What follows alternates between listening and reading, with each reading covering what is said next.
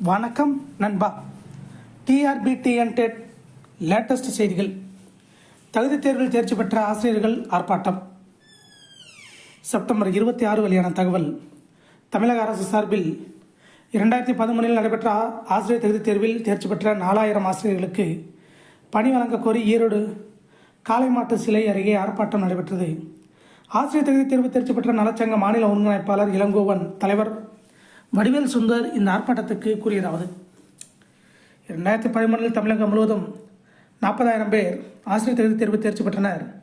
அதில் 4,000 பேர் தவிர மற்றவர்களுக்கு வெவ்வேறு பணி கிடைத்துவிட்டது. முதலமைச்சர் எதிர்க்கட்சித் தலைவராக இருந்தபோது தனியாக ஆசிரியர் போட்டி தேர்வு நடத்துவதற்கு பதில் நேரடி நியமனம் செய்யப்படும் என்று அறிவித்தார். திமுக தேர்தல் அறிக்கையிலும் இது குறிப்பிடப்பட்டது. ஆனாலும் அரசாணை 149 கீழ் மீண்டும் ஒரு தகுதி தேர்வு நடத்தியே ஆசிரியர் நியமனம் நடக்கிறது. 2017, 19, 21 மேலும் 11,000 பேர் தேர்ச்சி பெற்றுள்ளனர். இவ்வாறு தகுதி தேர்வில் தேர்ச்சி பெற்றவர்களுக்கு நேரடி நியமனம் அரசு செய்ய வேண்டும். இந்தியாவில் ஆந்திரா, தமிழகம் தவிர மற்ற மாநிலங்களில் இவ்வாறு நேரடி நியமனம் செய்யப்படுகிறது.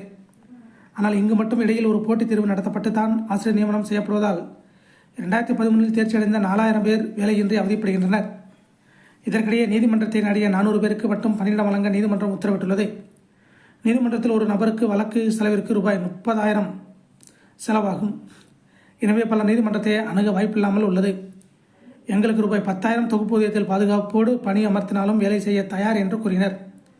இதே போன்ற போக்குவரத்து துறை அப்டேட்டுகளை உடனுக்குடன் தெரிந்து கொள்ள நம்ம சேனலை சப்ஸ்கிரைப் பண்ணுங்கள், ஷேர் பண்ணுங்கள், லைக் பண்ணுங்கள். நன்றி, வணக்கம்.